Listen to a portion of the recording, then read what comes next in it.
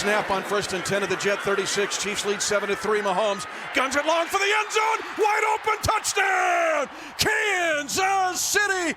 Patrick Mahomes is the best quarterback in the game, and when he has a clean pocket, he is just about impossible to beat. Now, of course, the Chiefs had some injuries at offensive tackle last season, so could they add to their offensive tackle group in 2021? For more on that possibility, we're checking in today with Daniel Jeremiah of NFL Network. We're chatting with several draft analysts in the weeks leading up to the draft about certain position groups, and today is all about offensive tackle. So, DJ, my first question for you, just looking at this 2021 NFL draft class, how would you evaluate the offensive tackles in this group?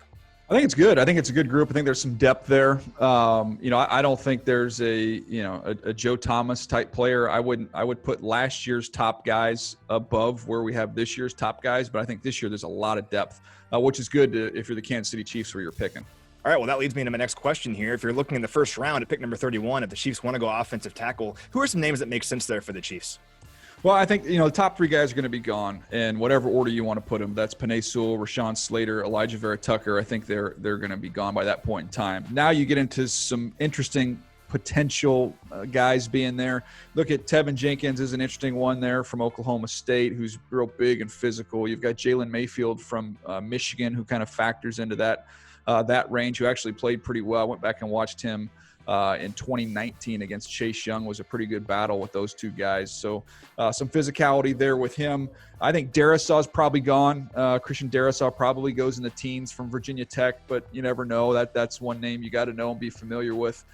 Those are kind of the guys I have in that range. Dylan Radins from North Dakota State, probably a little bit early for him there, but I think that could be one if you're the Chiefs and you want to trade back a little bit and maybe get an extra pick or two, have an opportunity to take him there.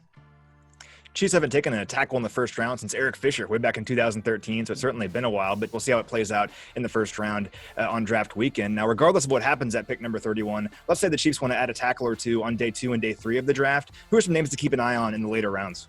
Yeah, well, let's go day 2. You're talking second, third round. So some guys are interesting in that range. Jackson Carmen to me from Clemson.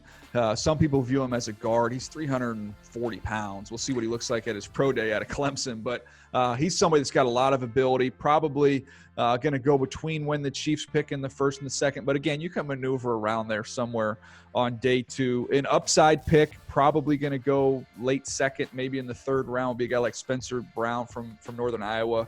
Just needs to get a little bit stronger. Obviously, they didn't have a season this year, so he was a little bit rusty at the Senior Bowl, but a phenomenal athlete. And then if you want to go on, day 3, some interesting names to keep an eye on. I mean, gosh, there's so many tackles to go through here. Dan Moore from Texas A&M is somebody I think probably early on day 3 is an interesting option who's got a lot of ability.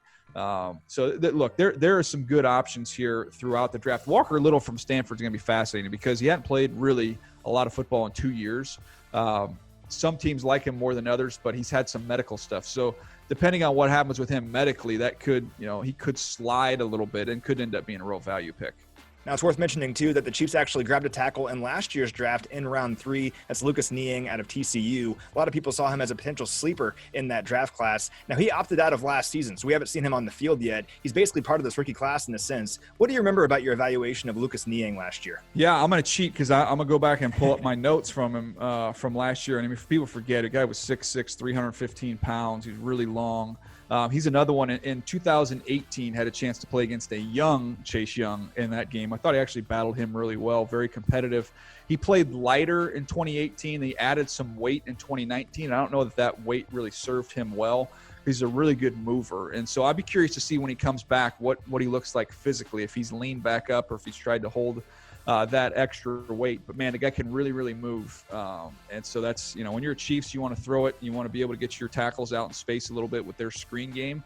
Be an interesting player to see how he develops. Yeah, definitely excited to see Lucas Niang on the field for the Chiefs this season, see what he can do in training camp and later on in the year. DJ, awesome stuff, man. Really appreciate your time. I appreciate you.